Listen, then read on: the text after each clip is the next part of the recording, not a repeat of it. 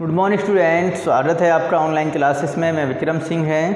तो हम देखो अभी तक बेटा पिछले वीडियोज में हम चतुर्भुजों को समझना जो टॉपिक है हमारा, उसमें हम लगभग सभी टॉपिक्स को क्लियर कर चुके हैं। अब कुछ हमारे पास प्रश्नों के सवाल आ चुके हैं, उनको हम 3.4 एक्सरसाइज में सवालों को हल करेंगे।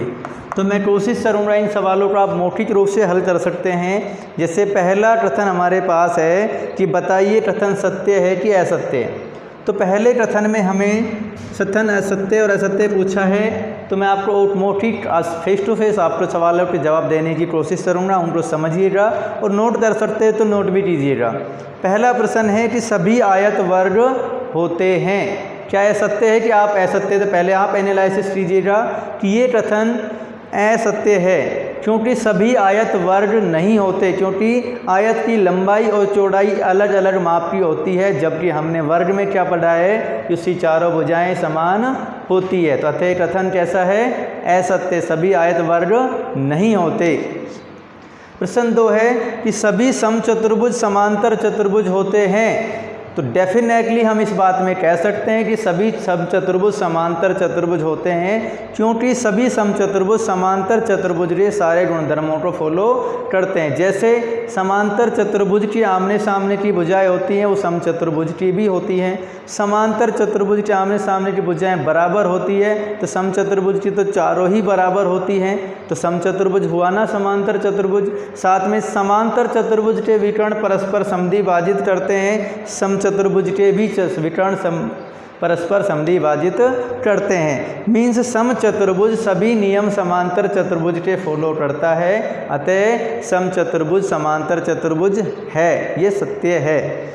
सी है कि सभी वर्ग समचतुर्भुज और आयत भी होते हैं। तो मैं कहता हूँ कि हाँ, ये कथन भी सत्य है, क्योंकि सभी वर्ग समचतुर्भुज होते हैं। क्यों? कि वर्ग की चारों भुजाएं बराबर है, समचतुर्भुज की भी होती हैं। वर्ग के विकर्ण परस्पर समद्विभाजित करते हैं समकोण पर, तो समचतुर्भुज के भी करते हैं।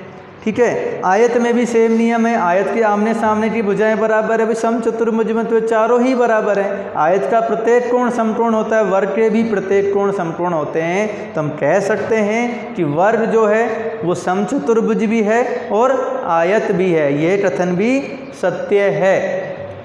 ई हमें पूछा है कि सभी पतंगें समचतुर्भुज होती है। कथन असत्य है, क्योंकि हमने पतंग के बारे में क्या पढ़ा है कि उसकी आसन्न भुजाएं जो होती है वो समान होती है, जबकि समचतुर्भुज की तो चारों भुजाएं समान होती है। तो अतः एक पतंग एक समचतुर्भुज नहीं है। फिर हमें पूछा है कि समचतुर्भुज एक पतंग है। डेफिनेटली हाँ, समचतुर्भुज एक पतंग है। क्यों है? क्योंकि देखो समचतुर्भुज हमने अगर बनाया इस तरह से, तो ये चारों भुजाएं समान हैं, जबकि पतंग में क्या होता है कि उससे दो आसन्न भुजाएं ये दोनों समान होती है, ये दोनों समान होती। तो बताइए क्या समचतुर्भुज में समान नहीं है?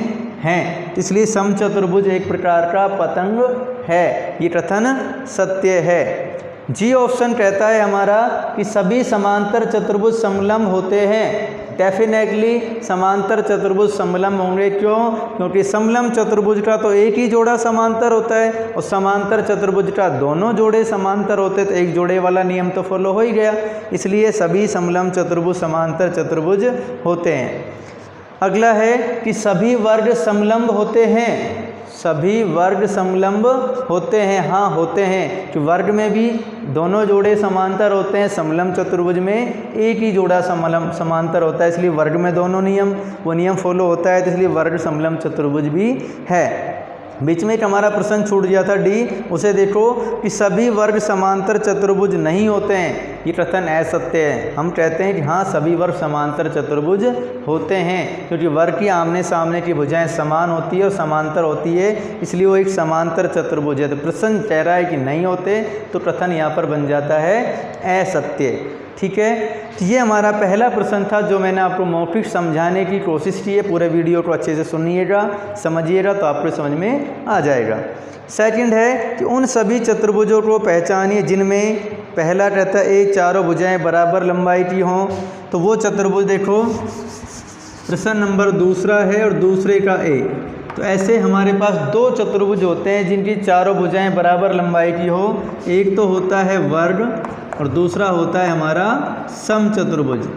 वर्ग की चारों भुजाएं समान है और समचतुर्भुज की भी चारों भुजाएं समान होती है, तो इसका आंसर हम ये दे सकते हैं।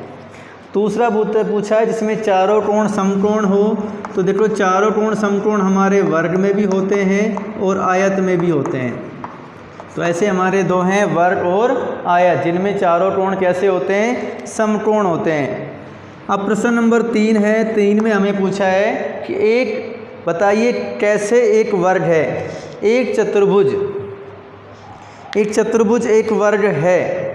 नहीं, ज़रूरी नहीं है कि सभी चतुर्भुज एक वर्ग हो, तो हम इस बात का हम सत्यापन नहीं कर सकते हैं कि सभी चतुर्भुज एक वर्ग है। वो तब होंगे वर्ग जब उसकी चारों भुजाएं समान हो और प्रत्येक कोण समकोण हो। ठीक है, तो एक चतुर्भुज कब वर्ग होगा, इसका हम आंसर देना चाहें पहले का कि एक चतुर्भुज, इसमें हम कंडीशन लगा देते हैं, वर्ग होगा, इस तरह से लिखेंगे, होगा यदि क्या उसकी चारों भुजाएं समान हो। मतलब हम वर्ग की परिभाषा लिख देंगे, चारों भुजाएं समान हो तथा प्रत्येक कोण क्या हो, समकोण हो। प्रत्येक कोण समकोण हो तो वो चतुर्भुज क्या बन जाएगा, वर्ग बन जाएगा। या विकर्ण से भी परिभाषित कह सकते हैं, उससे विकर्ण समान हो तथा समद्विभाजित करते हो समकोण पर। दूसरा पूछा है कि एक समांतर चतुर्भुज। अब एक समांतर चतुर्भुज वर्ग कब होगा, एक समांतर चतुर्भुज वर्ग होगा, सेम कंडीशन ऊपर वाली लिखनी है, यदि उसकी चारों भुजाएं समान हो, प्रत्येक कोण समकोण हो तो समांतर चतुर्भुज भी वर्ग बन जाएगा। ठीक है, फिर पूछा एक समचतुर्भुज वर्ग कब होगा। इसमें हमें शॉर्ट में लिखना है, तीसरे का तीसरा, एक समचतुर्भुज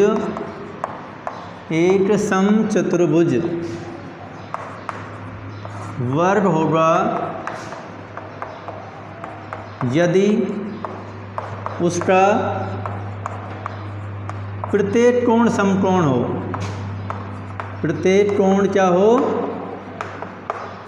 समकोण हो, क्योंकि हमें पता है उसकी चारों भुजाएं तो बराबर होती है, केवल एक कंडीशन और हो जाए, उसका प्रत्येक कोण क्या हो जाए, समकोण हो जाए, तो समचतुर्भुज हमारा क्या बन जाएगा, वर्ग बन जाएगा।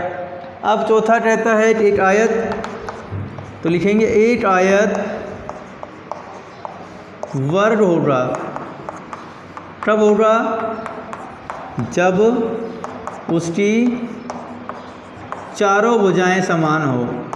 क्या हो, चारों भुजाएं समान हो, क्योंकि हमें इतना तो पता है कि वर्ग का प्रत्येक कोण 90 डिग्री होता है, इसलिए बस अगर उसकी चारों भुजाएं समान हो जाए तो आयत क्या बन जाएगा, हमारा एक वर्ग बन जाएगा। ठीक है, उसके बाद प्रश्न हमारा आता है अगला कि एक चतुर्भुज का नाम बताइए। अब कैसे चतुर्भुज का नाम बताना है, जिसके विकर्ण चौथे का पहला, मैं इसमें प्रश्न का सीधा आंसर लिखूंगा, एक चतुर्भुज का नाम बताइए जिसके विकर्ण एक दूसरे को समद्विभाजित करते हैं। तो एक दूसरे को समद्विभाजित देखो, समांतर चतुर्भुज के भी करते हैं, करते हैं कि नहीं करते, हमने पढ़ा है। हमने समचतुर्भुज के भी करते हैं, ये भी पता है। वो समचतुर्भुज भी हो सकता है, वो वर्ग भी हो सकता है, वो आयत भी हो सकता है। इन सभी के विकर्ण परस्पर समद्विभाजित करते हैं। प्रश्न नंबर 2 पे आते हैं। एक दूसरे पर लंब समद्विभाजक हो तो वो देखो वर्ग में होता है और समचतुर्भुज में होता है। ऐसे दो ही चतुर्भुज हैं जिनके विकर्ण समद्विभाजित तो करते हैं, लेकिन साथ में क्या होते हैं, लंब होते हैं, वो वर्ग और समचतुर्भुज में होते हैं। तीसरा, अब कहता है कि विकर्ण बराबर हो तो विकर्ण बराबर वर्ग में होते हैं और आयत में होते हैं। किसमें होते हैं, वर्ग और आयत में होते हैं, वो हमने बता दिए हैं जिनके विकर्ण बराबर होते हैं। तो इस तरह से हमारे चौथे प्रश्न का आंसर हमने दे दिया। ठीक है, 5वां प्रश्न हमें कहता है कि आप बताइए आयत एक उत्तल चतुर्भुज है। हमें क्या बताना है कि आयत एक उत्तल चतुर्भुज है। तो है ये उत्तल चतुर्भुज क्यों है वो भी मैं समझा देता हूँ। क्योंकि हमने उत्तल चतुर्भुज की क्या परिभाषा पढ़ी है कि ऐसा बहुभुज या चतुर्भुज जिसके सभी विकर्ण बहिर्भाग में ना होकर जिसमें अभ्यंतर भाग में हो। तो ये हमने एक आयत बनाया, इसके विकर्ण खींचे, एक विकर्ण ये रहा और एक विकर्ण ये रहा। दोनों विकर्ण कहाँ हैं? अंदर हैं। तो ये लिख सकते हैं आयत के विकर्ण कहाँ होते हैं? अभ्यंतर भाग में होते हैं। अभ्यंतर भाग में होते हैं, इसलिए क्या है ये उत्तल बहुभुज है।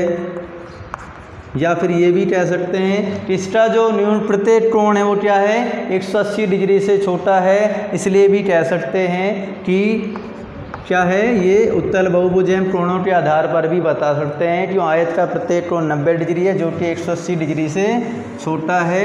तो जिस भी चतुर्भुज का अंतः कोण 180 डिग्री से छोटा होगा वो क्या होगा? हमारा उत्तल चतुर्भुज होगा। अब छठा प्रश्न और है हमारा इसका लास्ट कि एक ABC एक समकोण त्रिभुज है और O समकोण की सम्मुख भुजा को मध्य बिंदु को बताइए। O'ABC से समान दूरी पर स्थित है, अतिरिक्त भुजा आपकी सहायता से खींच ली गई हैं। तो इस प्रश्न को आप अच्छे से एक बार समझ करके करने की कोशिश करेंगे, आपसे आसानी से हो जाएगा। तो आज हमारा चतुर्भुजों को समझना ये वाला टॉपिक कंप्लीट हो चुका है। तो मैं उम्मीद करूँगा कि आपको ये टॉपिक बहुत अच्छे से समझ में आया होगा। फिर भी कोई समस्याएं रह चुकी है तो आपको स्कूल में आकर के परामर्श कर लीजिएगा। उसके लिए हमारे विद्यालय खुले हुए हैं, सुबह 8 बजे से लगभग 12:30-1 बजे तक आप आकर के डिस्कस कर सकते हैं। तब के लिए धन्यवाद, अपना ख्याल रखें।